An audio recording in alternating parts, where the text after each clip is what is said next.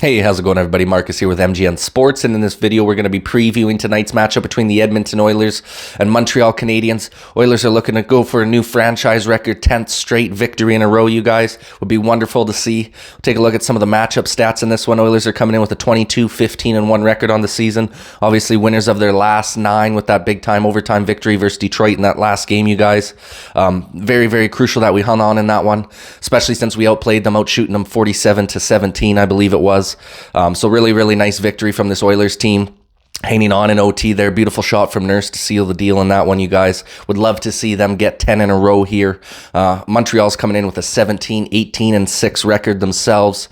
They got an 8-11-2 home record, so they're not very good on their home ice. They're losers of their last 2 as well, losing their last game by a final score of 3-2 versus the Sharks.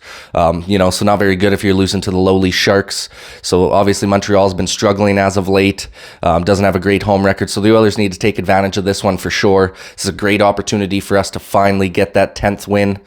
We were flirting with this last year as well. I think we had nine-game winning streak in last year's season as well. Weren't able to get that 10th game. Obviously had an 8-game winning streak earlier in this season before it ended, and now we're on another 9-game win streak here, you guys. So it'd be wonderful to see us get that 10th win. We've been flirting with it for a little while here. I think it's definitely possible. We're playing an undermanned Montreal team here that I think we could take advantage of. And it'd be wonderful to see, man. I'm really, really hoping that the Oilers can do it tonight. We'll look at some of the standings right now.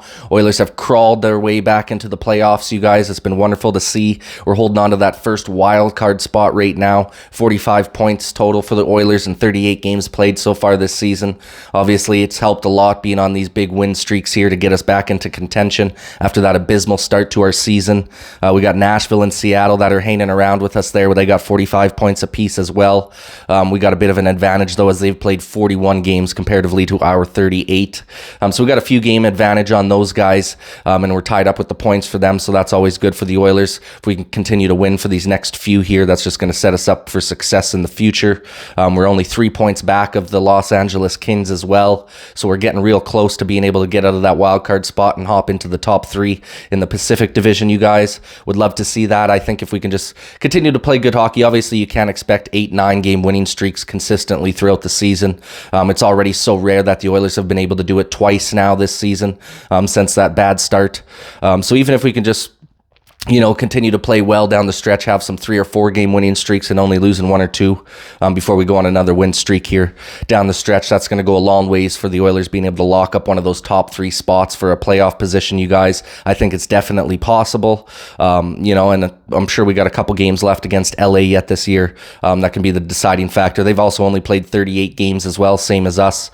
So they're right at the bottom of amount of games played, same as the Oilers. So we got to make sure we're still competing and winning these games here. It's not over yet. It's nice that we've crawled back into the play-ins or to the wild card spot, but that doesn't mean that we've clinched anything at this point. Still a lot of hockey left in the season, you guys. But we'll go ahead and look at some of the goaltenders in this matchup as well. We got Skinner back in net tonight after Pickard had a pretty solid performance for us in Detroit there. Skinner's coming into this game with a 17-9-1 record on his season, a 2.69 goals against average with a 901 save percentage. Also has 2 shutouts to go with that on his season. It's been just playing really, really good hockey for us as of late, you guys. And it's been really nice to see the defense step up in front of him as well. It's really helped our goaltending out here since we've made the coaching changes a couple months back, and it's been a night and day difference watching this Edmonton Oilers defense since the addition of Paul Coffey. So nice to see Skinner playing on his head as of late, you guys. Hopefully it continues in this one tonight. We're going to need it from him. Over on the Montreal Canadiens side of things, they got Jake Allen as the expected starter. He's got a 4-8-2 record on his season, 3.53 goals against average, so he allows quite a few goals per game, but he does have a 900 save percentage. So obviously Montreal gets peppered with a lot of shots to be allowing those 3.5 goals a game. So I think if the Oilers can do the same thing, just continue to pepper with shots as we did in that Detroit game, and give another full 60-minute effort like that, I think that we'll end up blowing these guys out. I don't see an overtime victory if we have a dominating performance like we did against Detroit once again here against Montreal, you guys. We'll go ahead and look at some of the injuries as well. Obviously, the Oilers are good. There's no injuries on the injury front for the Oilers here, but Montreal does have a few guys out. They got their center, Alex Newhook, who's on IR with an ankle. Another center, Kirby Doc, who's on IR with a knee injury. Dvorak's also on IR with a pec, and they got Tanner Pearson on IR with an upper body. So not too many guys out, but they do have a couple key pieces missing. Dvorak has played this season. He's been out since basically the end of December there. So a couple key guys that are going to be missing for them. And like I said, Oilers all hands on deck. So we need to take advantage of that and make sure that we're just playing in another full 60-minute game here. And I think that's going to go a long ways to the Oilers' success. We'll go through some of the keys to victory in this one as well before we round out this video, you guys. The first key to victory that I have for this Edmonton Oilers team is going to be scoring on the power play. We have not had a power play goal in the last 2 games. And Montreal is the 28th ranked team on the penalty kill, so they're not a very good penalty kill team. They only got a 73% penalty kill percentage. So this is definitely a team that can be scored on the power play. So we got to make sure that we're taking advantage of that in this game.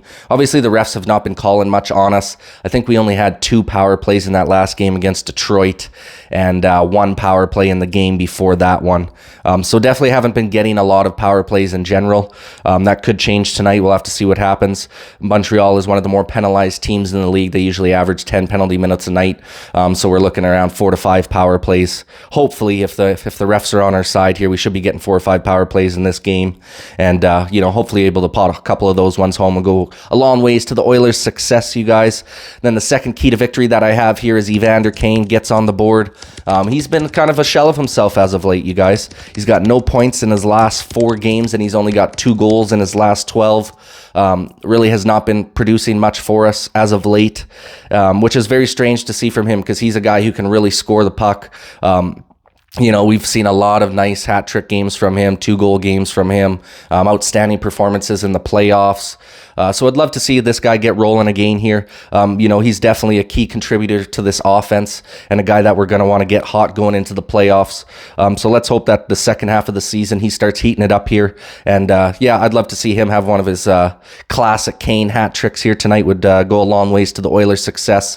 I'm not expecting that, but it'd be nice to see. But I think just even getting on the board, getting a point or 2 would go a long ways just to building up his confidence again and getting him back on track here with this Oilers club, you guys. And then the final key to victory that I have here is just scoring early and often on this Montreal team. We don't want to leave these guys hanging around in it on their home ice here. They're not a great team on their home ice anyways. They're also 24th in the league in goals allowed per game, 29th in the league in shots allowed a game. So these guys allow a lot of shots. They allow a lot of goals. We need to take advantage of that as we're one of the higher scoring teams in the league, and obviously have some of the best talent in the league in McDavid and Draisaitl. So I do think this one's going to be a little bit higher scoring game than the last ones that we've seen. Edmonton's been playing some of those low scoring affairs in the last few here, but this one I think is going to be a little higher scoring for them. So I'm going to give you guys a final score prediction of 6-2 for the Oilers. I think they're going to handle business with ease here and get their 10th victory in a row to set that new franchise record. Can't wait for the game tonight, you guys. Should be a good one. We'd love your guys' opinion in the comments section down below. What do you think the score is going to be in tonight's matchup? And what do you think the Oilers win streak is going to end at? We'd love your guys' opinion on that in the comments section down below. But that pretty well wraps it up for this one, man. I appreciate you guys watching. And this is Marcus with MGN Sports signing off. Peace.